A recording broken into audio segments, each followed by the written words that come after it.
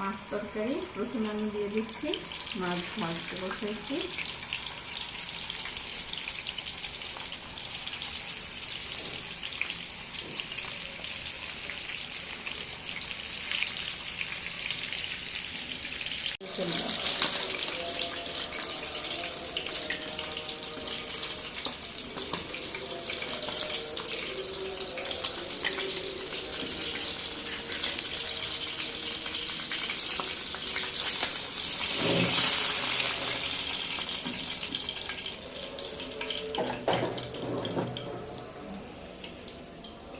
এবার দিচ্ছি ফ্রেশ তেল একটু।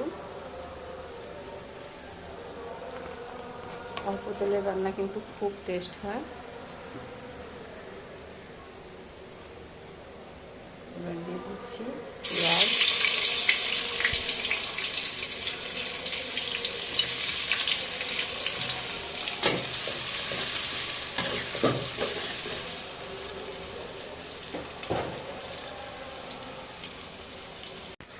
এবার দিয়ে দিচ্ছি পরিমাণ মতো একটু হলুদ,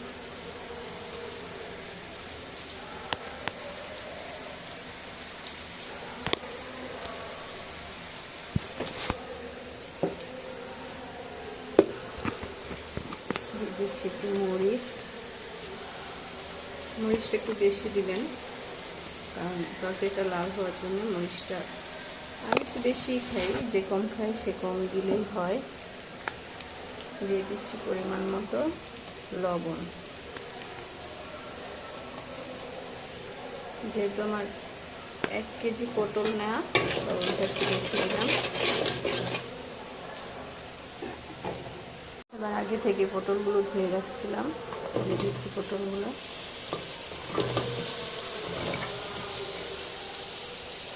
নাড়াচাড়া করে নিচেরগুলো উপরগুলো নিচে দিয়ে মশলাটা সবগুলো পটল এবং আলুর মধ্যে মিশে দিতে হবে।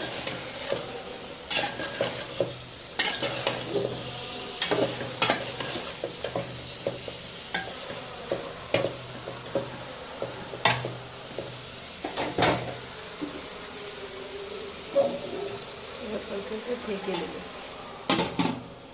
এবার পটল তরকারিটা আমরা একটু নাড়াচাড়া দিয়ে নেব।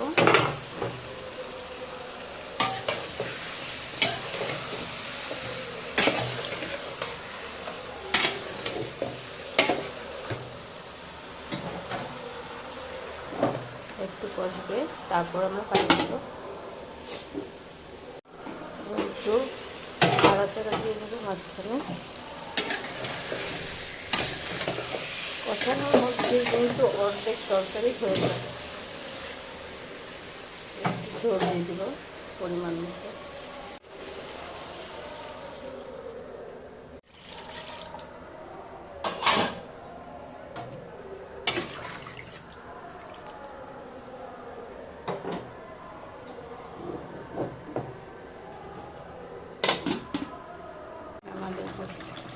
আমাদের তরকারিটা কেমন হয়েছে, কালারটা খুব সুন্দর হয়েছে।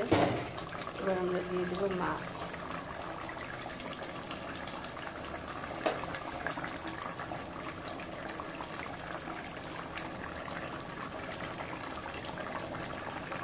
মাছটা দিয়ে কতক্ষণ তরকারিটা রান্না করে নেব, তাহলে হয় কি মাছের স্বাদটা তরকারির মধ্যে ঢুকে এবং তরকারিটা খুব ভালো টেস্ট হয়। কিছু মাছ আমি ভাজাও রেখে দিয়েছি, যার যেভাবে ইচ্ছে খাবে। আমাদের পটল তরকারি কমপ্লিট।